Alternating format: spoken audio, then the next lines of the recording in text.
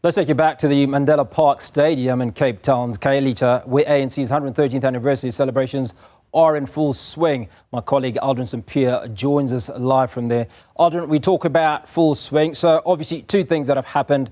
ANC President Cyril Ramaphosa and many other dignitaries have addressed the people of Khayelitsha, and it's an anniversary, so people are partying to some degree. But there's also been a message that's been delivered by Cyril Ramaphosa. Do you get the sense, the impression that the people of Khayelitsha will walk away having grasped or embraced that message?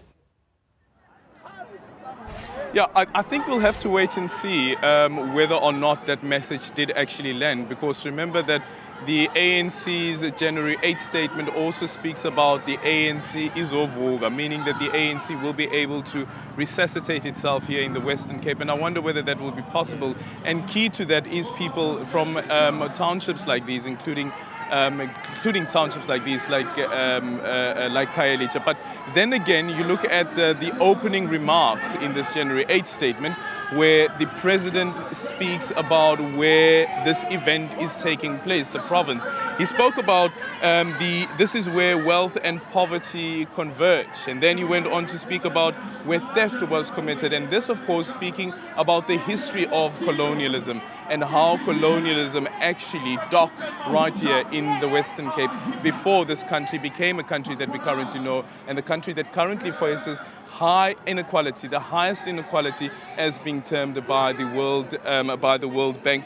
But here the ANC believes that they'll be able to resuscitate the lost ground within the province and the lost ground in the country as well, considering that in the previous election they gave about 57% of the vote, and 17% of that vote they lost last year during the general elections. Very important also is this year marks 70 years of the Freedom Charter. The Freedom Charter that also informs the opening of our constitution. Remember that the land belongs to, or South Africa belongs to all who live in it. That is the preamble of the constitution. The preamble of the constitution, which is founded on what was founded in Kliptown when the Freedom Charter was founded in 1955. So 70 years since the formation and adoption of the Freedom Charter. That I think the party will have some celebrations with regards to that. And also an important reflection would be whether the party has made sure that it is actually sticking to what is espoused in the Freedom Charter. It will have an NGC later on this year, and the NGC will be an opportunity for the ANC to assess how far it is with the implementation of certain of its policies. But some people believe that the NGC could also be an opportunity where some ANC members will be arguing who should be held accountable for that 17% loss that the party experienced during last year's elections.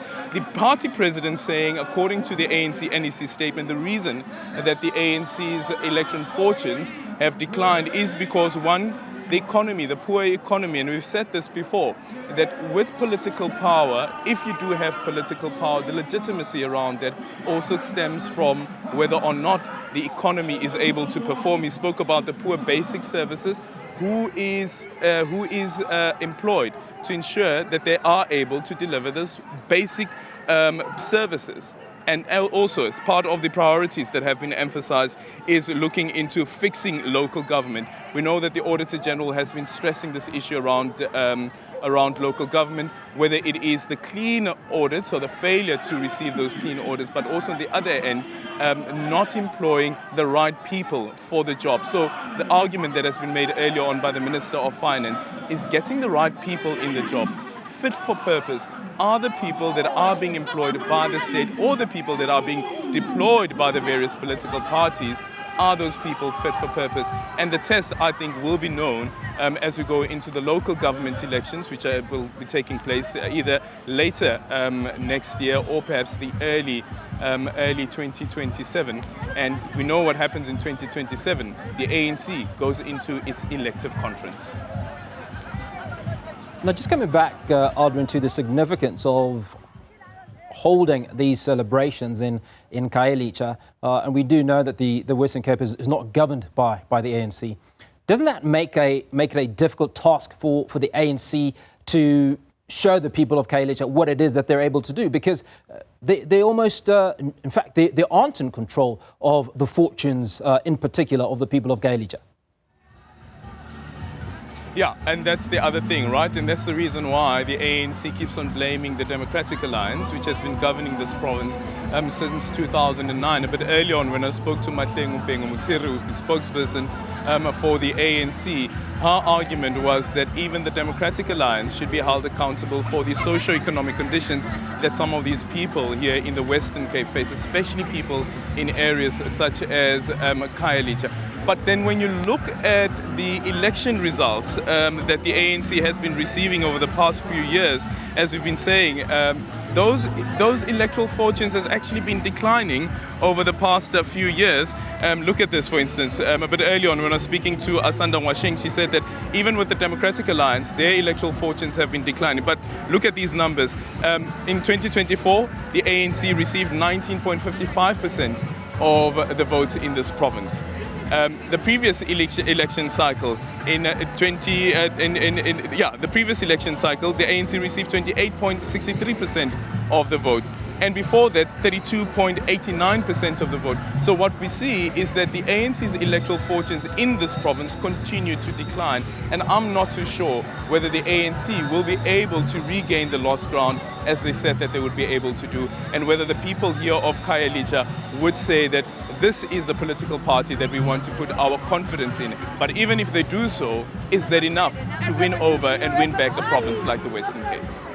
And finally, before we let you go, let's talk to an action plan. Did President Cyril Ramaphosa come up with a plan for the nation as a whole? I mean, let's single out Khayelitsha, issues around service delivery, crime, unemployment, issues that are bedeviling most of the country, and only a few moments ago, we're reporting about 8 individuals that were shot dead in Mpumalanga. So those issues are rampant. They're with us. Did you get a sense that ANC President Cyril Ramaphosa was able to articulate a plan to get not just the people of Khayelitsha, but South Africans, certainly where they govern, out of these challenges? I'm not too sure what that plan looks like, if there is a plan, but there is going to be the Lekgotla that is going to be taking place, the ANC's own Lekgotla. Maybe that will give us an idea of what the plan is going to be. There's also going to be, remember, the government's Lekgotla that is going to be taking place as well. And maybe a plan would come out of that. But that's also going to be, remember, the State of the Nation address that is going to be happening next month. And the problem with the State of the Nation address, as some people have said before, is that the State of the Nation address once again would be promises that are coming from the president, but not necessarily what the plan is. You speak about, for instance, the mass shootings that have been happening. The president earlier on spoke about the proliferation of statutory rape. We already know that this is a crime, but we're still facing issues of statutory rape in this country. What is going to be done to deal with this particular problem in the nation? He then spoke about the rape of the 2 nurses that happened in Limpopo, and went on to describe it that it is almost like raping a nation. So there's a moral decay also that is taking place in the country. And I didn't hear the president speak about that. Yes, there are the unemployment issues, there's the economic issues that we're facing and dealing with the country, the poor service delivery as well. But what about the moral decay? What's the ANC's take on the moral decay, and how do we get ourselves back to where the country was before? He spoke about the national dialogue, and perhaps maybe the national dialogue will be able to come up with the vision for the country, and what that vision is that all of us as citizens of this nation will have to rally behind. Aldrin Sampear coming to us from Khayelitsha, where the ANC is celebrating 113 years. Many questions are still to be answered post that address by ANC President Cyril Ramaphosa.